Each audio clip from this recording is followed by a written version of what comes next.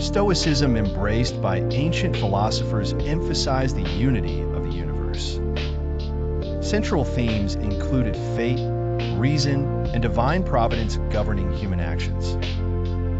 Fate in Stoicism was synonymous with the natural order and determinism. Influenced by Greek pantheon, Stoic gods represented universal principles.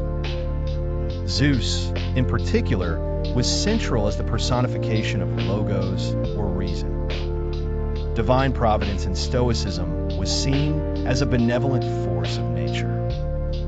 Human beings, according to Stoicism, share logos, aligning with divine nature.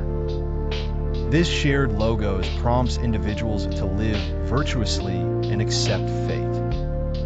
Reason leads humans to comprehend and submit to the divine order. Stoic philosophers like Epictetus emphasize the acceptance of inevitable fate. By understanding and yielding to fate, peace and harmony are achieved. Thus, Stoicism aligns human rationality with the cosmic rational structure. The interconnection of gods with fate highlighted Stoicism's deterministic views.